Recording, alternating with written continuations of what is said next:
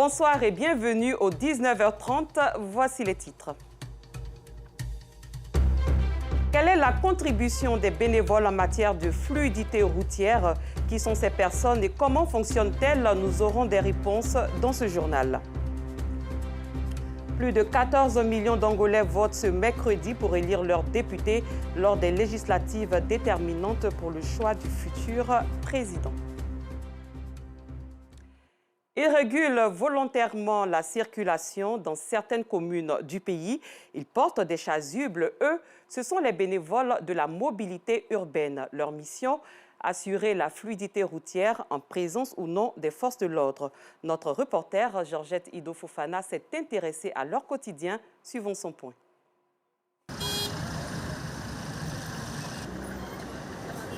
Né pour servir. Si je ne le fais pas, qui le fera? C'est ma contribution.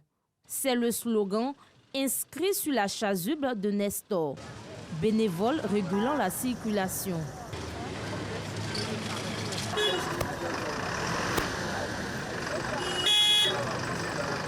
La cinquantaine révolue, Nestor régule la circulation aux côtés des forces de l'ordre depuis plus de 20 ans. Son champ d'action, les carrefours embouteillés du district d'Abidjan, comme ici au carrefour de la gendarmerie de la commune d'Abobo. La première des choses, quand j'arrive sur le terrain, je fais l'état des lieux. D'abord, moi-même, je suis dans l'embouteillage, comme vous l'avez constaté, et je descends du véhicule qui me transporte. Et puis, soit je prends une moto pour arriver vite sur les lieux et puis faire l'état des lieux. Donc, quand je vois le dispositif, en fonction du dispositif que j'ai trouvé en place, j'interviens. Je suis comme un coordonnateur. Rigoureux, déterminé et motivé, Nestor ne passe pas inaperçu. Ce qu'il fait, c'est très bon. Ça encourage les gens, oui. C'est très bon. Oui, ça nous arrange très bien. C'est très bien. Il fait que bon, c'est fluide, tout le monde va tranquillement, mais il faut que les gens le respectent. Quand on le voit, ça nous fait chaud au cœur parce que c'est quelqu'un, vraiment, il est courageux. Voilà, parce que gérer l'embouteillage à Bobo, c'est vraiment difficile. Donc du coup, venir faire ce travail-là, pour pouvoir bien réguler la circulation. En tout cas, on pense que c'est une très bonne chose. Mission accomplie au carrefour de la gendarmerie. Nestor se rend ensuite au carrefour derrière Rail, toujours dans la commune d'Abobo, pour donner un coup de pouce aux automobilistes pris dans les embouteillages. Le fait de gérer la circulation pendant 21 ans, ça a développé un réflexe en moi. Si bien que, bon, j'arrive à des endroits comme si on m'avait appelé. Et beaucoup d'automobilistes se demandent, tu as GPS, comment tu fais? En fait, je n'ai pas de GPS. Non, pas du tout. Je prie beaucoup et je demande à Dieu de me conduire là où les forces de l'ordre sont débordées. Nestor ne fait pas que réguler la circulation. Il s'érige aussi en médiateur en cas de léger accrochage entre automobilistes. Il y a des accrochages comme celui-là. Et puis, ils passent le temps à discuter. Et ça crée un bouchon. Il y a des ambulances, il y a des reportages. Et quand c'est comme ça, j'interviens. Vous êtes pour le constat, pour l'amiable. Et quand ils sont d'accord, j'ai dit, bon, je vais matérialiser. J'ai eu l'idée d'avoir ça sur moi. Au nord, au sud, qu'il y ait où il pleut, je trace. Et je leur demande de mettre les véhicules sur le trottoir, de sorte que la voie soit fluide. Et j'ai réussi à me faire comprendre. Le souhait de Nestor, être reconnu et accompagné par les autorités compétentes.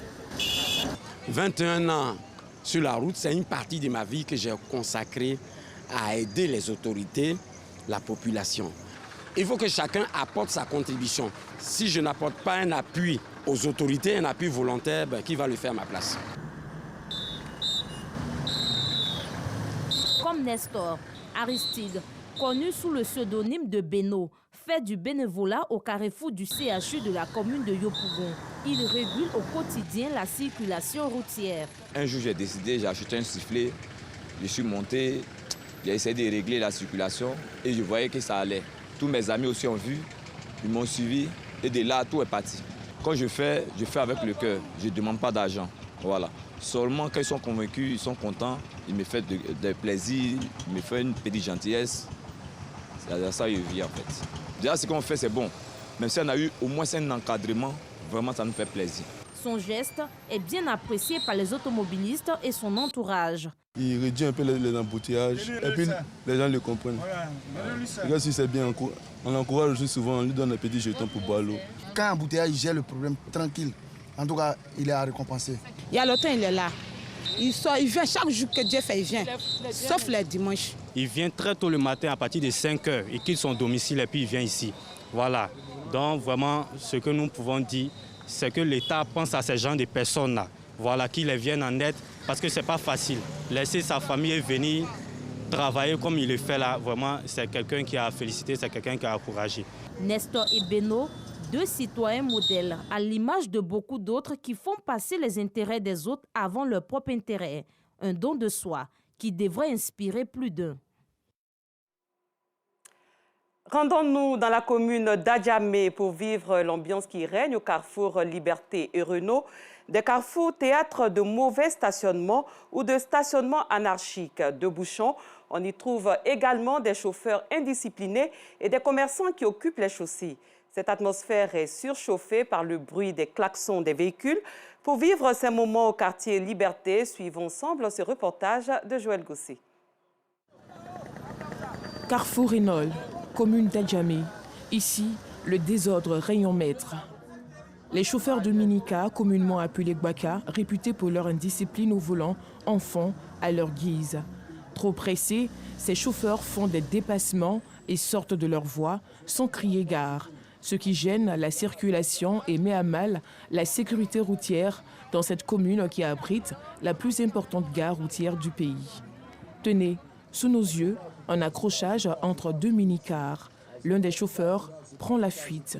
Il devait garer pour qu'on puisse arranger, mais il allait tout droit. Puisque j'étais dans le véhicule, je ne pouvais pas descendre tout d'un coup. Le 2 heures qui s'est passé tout à l'heure, bon, c'est la voiture qui devait... L'autre l'a coincé, voilà, l'autre aussi était là, donc il ne sait pas comment faire, l'autre devait aller derrière. C'est là maintenant son ami est venu. À ce carrefour, en absence de force de l'ordre, les apprentis des minicars jouent le rôle d'agents de la circulation, mais ne s'improvisent pas policiers qui veut. Mais c'est un balancé. Non loin de là, nous assistons à l'imprudence de cet autre chauffeur réparant son minicar en bordure de route. Comme on a mis le pneu là, ça protège la route là. S'il y a un véhicule qui vient ici, c'est qu'il y a quelqu'un qui travaille. Parce qu'il y a un pneu secours déjà qui est là, ça signale déjà. Voilà. Mais si le conducteur qui vient n'a pas vu? Non, forcément, il va voir. Cette scène d'incivisme attire aussi notre attention. Cet homme qui jette des ordures sur ce tas d'immondices qui réduit considérablement la voie. Sur la voie menant au carrefour Liberté, les minicars, communément appelés Gbaka, continuent leur manège sur la chaussée. Une situation que ce syndicaliste essaie de résoudre. Là, on ne s'amuse pas.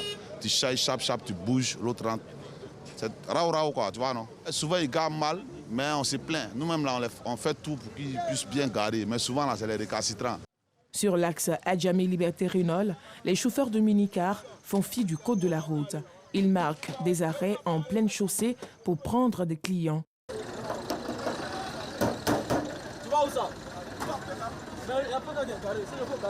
Une fois au carrefour Liberté, nous faisons face à une autre réalité. Ces vendeurs ambulants qui s'élancent sur la voie sans regarder, ce qui peut coûter la vie. Par tous les coins à Djamé, il n'y a plus de coins. On n'a pas de choix. Une situation que déplorent les usagers. Ici à la Liberté, il y a du désordre. Les marchands ambulants avec des véhicules, là, franchement, c'est dangereux même. Donc ça forme un désordre de 1, ça provoque l'embouteillage. Même pour circuler, c'est tout un problème parce que les chauffeurs même de Gbaka ne respectent même pas les piétons de 1. Voilà. Tu peux rester en train de traverser, ils vont même te ramasser. Ils ne veulent même pas klaxonner. Ce désordre crié par les chauffeurs de minicar au carrefour Renault et Liberté dans la commune d'Adjamé ternit son image. Quand prendra fin cette anarchie? En attendant d'y trouver une solution, chauffeurs de minicar, vendeurs ambulants imposent leur dictat aux usagers de la route. Rendons-nous dans le village de Teiri, situé non loin de la ville de Gagnoa. Les populations ayant été invitées à cultiver la paix et la cohésion sociale. C'est une initiative de la Fédération pour la paix universelle, section Côte d'Ivoire. Grosse bourgade de plus de 6000 âmes, Téhéri, l'un des plus gros villages du canton Nekedi, à une trentaine de kilomètres du chef-lieu de département Gagnoa, a vécu des moments difficiles lors de la présidentielle de 2020, occasionnant des destructions de biens immobiliers notamment. Près de 10 mois après, les jeunes, regroupés au sein du mouvement de la jeunesse urbaine de Téhéri Zikekou, ont initié une journée de paix et de cohésion avec les communautés autochtones et allogènes afin d'opter pour le développement. Si nous avons organisé cette journée, c'est pour qu'on soit un. Ensemble, on est fort. Divisé, on est faible. Pour que Téhéri aille de l'avant, il faut l'union. Il faut que nous nous mettons ensemble pour que nous puissions développer ce village. Invité pour son expertise en matière de paix, la Fédération pour la paix universelle section Côte d'Ivoire, présidée par Akasaye Lazare, a invité les cadres de la région du Go à cultiver la fraternité. Aujourd'hui, on a besoin d'être ensemble. Sans la paix, nous ne pouvons rien faire. Donc cette cérémonie réunit tous les cadres de notre région. C'est ensemble, dans l'harmonie et la joie, que les cadres de la région du Go ont posé la première pierre d'un bâtiment de 3 classes qui devra remplacer à court terme cette bâtisse de fortune qui fait office de salle de classe depuis plusieurs années à Téhéri. Parlons religion à présent. La chanteuse chrétienne Joyce Acré a procédé à la dédicace de son single dénommé « Ma reconnaissance ». Dans ce single, elle prêche l'évangile et c'est ce que nous disent Clarisse Kanyala et Clément Beaucoup.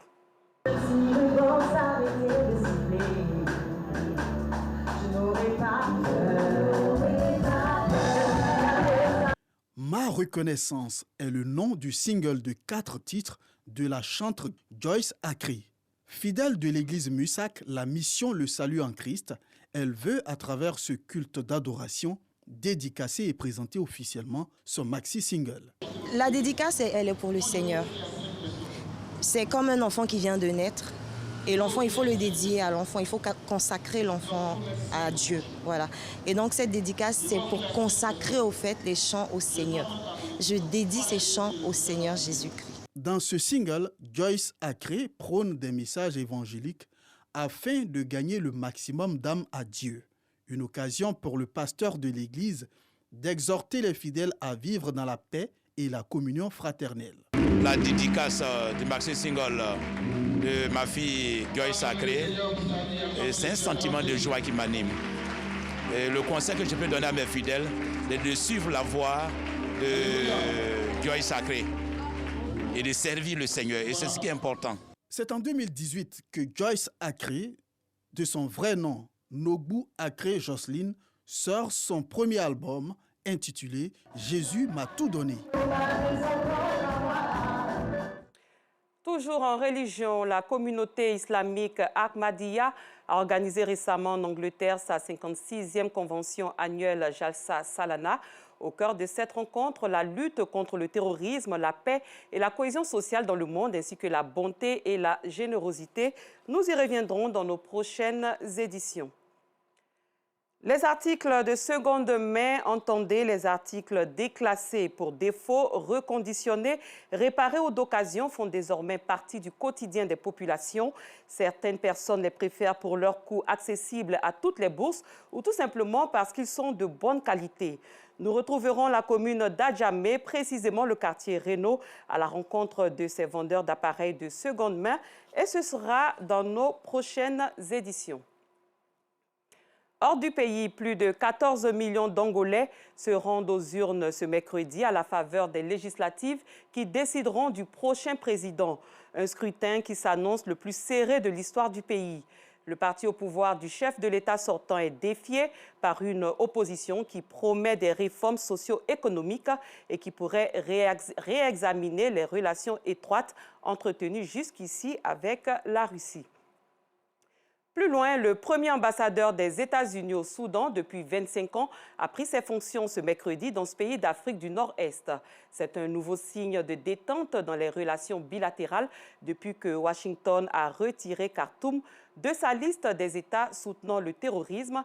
Les liens s'étaient nettement détériorés sous le règne du président Omar el-Béchir, déchu au bout de 3 décennies, Washington ayant imposé des sanctions économiques draconiennes à Khartoum. Fin de cette édition. Merci de votre fidélité. Bonne suite de programmes sur RTI2.